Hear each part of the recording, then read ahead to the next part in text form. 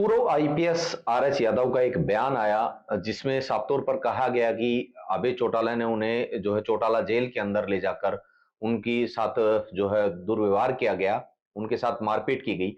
उसके बाद 2 दिन से सोशल मीडिया पर एक और बयान वायरल हुआ जिसमें बताया गया कि उन्होंने उस बात से यू टर्न ले लिया और ये कहा कि ऐसा कोई वाक़या नहीं हुआ। इस बात की ज़मीनी हकीकत जानने के लिए, सच्चाई जानने के लिए आज हम मौजूद हैं जो है पूर्व आईपीएस आरएस यादव जी के साथ। उनसे बातचीत करेंगे, क्या पूरा मामला था और किस तरह से ये घटना घटी। सर, सबसे पहले आपका लिविंग इंडिया पे स्वागत है। नमो बुद्धाय। सर, जिस तरह से आपका एक बयान आता है कि 1996 की 95 की कोई घटना थी, उसके बाद 2003 में आपके साथ घटना हुई और उसके बाद आपका यू टर्न का बयान सोशल मीडिया पे वायरल किया जा रहा है, क्या कुछ पूरा वाक़या है? गुलशन जी, इसमें सच्चाई ये है, निरंजन नांदल जी मेरा इंटरव्यू लेके गए और ये बात सही है कि मैंने अभय चौटाला साहब से सार्वजनिक माफी मांगी है और मैं लिखित में भी उनका नोटिस आएगा तो लिखित में भी माफी मांग लूंगा। मेरा राजनीतिक उनका नुकसान करने का उद्देश्य नहीं था। ये तो धर्मेंद्र कवारी जी यहाँ मेरे फार्म हाउस पे खुद आए थे और 33 साल के पुलिस के जो अनुभव हैं, उसके संस्मरण उन्होंने कहा बताइए ताकि पब्लिक इंटरेस्ट में काम आए। तो वो मैंने बताया था। इंसिडेंट सही है। चौटाला चौकी में मुझे अ, सोमेराम कौशिक और मंजीत अहलावत लेके गए। अभय चौटाला साहब थानेदार की कुर्सी पे बैठे हुए थे। मेरे को हथकड़ी लगाई हुई थी। मंजीत कौशिक और सोमेराम कौशिक ने मुझे पकड़ा और मुझे छितर पुलिस के छितर मारे थे। मैंने नांदल जी को बताया कि पुलिस के छितर मारे थे, जूते नहीं मारे, छितर मारे थे। उन्होंने एडिटिंग कर दी कि जूते नहीं मारे, छितर मारे थे, वो चीज़ उन्होंने निकाल दी। तो इस तरह यानी कि जो सच्चाई ये है कि ऐसी इंसिडेंट तो हुई है।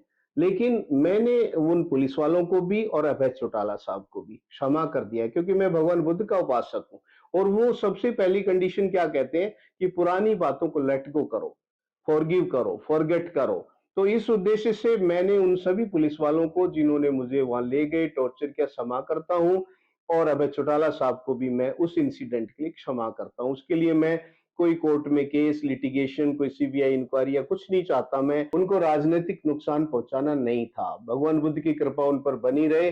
वो एक अच्छे राजनेता के रूप में उभरे और जनता की सेवा करें। मेरी शुभकामनाएं उनके साथ है। एक लंबा समय सोशल मीडिया पे जब आपका पहली बार बयान आया, चौटाला चौकी का आपने ज़िक्र किया, तो उस समय भी ये मामला सोशल मीडिया पे काफ़ी चला था कि आखिर इतने लंबे समय बाद क्यों?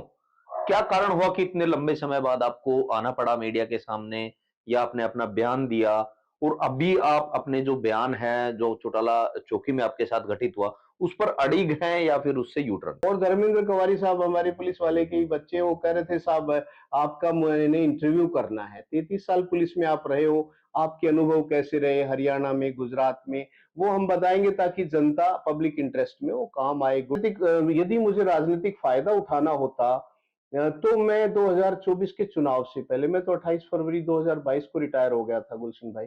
तो मैं जो है 22 में भी नहीं बताई मैंने, 23 में भी नहीं, 24 में भी नहीं, मैंने 23 नवंबर को बताई है और वो भी रोहतक से धर्मेंद्र कुमारी साहब यहाँ आए। किसी का राजनीतिक नुकसान करना हमारा उद्देश्य नहीं है और यदि उनका कोई ऐसा उनको मेंटली वो हर्ट हुए हैं और कोई राजनीतिक रूप से उनको नुकसान हुआ है तो मैं अपना ये सब वापस लेता हूँ। हमारे साथ मौजूद थे पूर्व आईपीएस आरएस यादव जी। साफ तौर पर कहा कि उनका किसी को राजनीतिक नुकसान पहुंचाने की या किसी के मान सम्मान को ठेस पहुंचाने का कोई इरादा नहीं था, लेकिन जो इंसिडेंट हुआ उनके साथ वो उन्होंने बयां किया है, वो आज भी अपनी बात पर अड़िग हैं।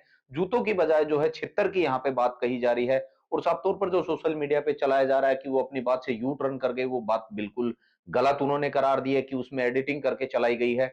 साफ तौर पर वो उनका आज भी यही कहना है कि चौटाला जो चौकी है उसके अंदर अभय चौटाला जो थानेदार की कुर्सी पर बैठे थे और उनके साथ जो है घटना घटी, वो बिल्कुल सही घटना है। लिविंग इंडिया के लिए गुलशन यादव, नारनौल।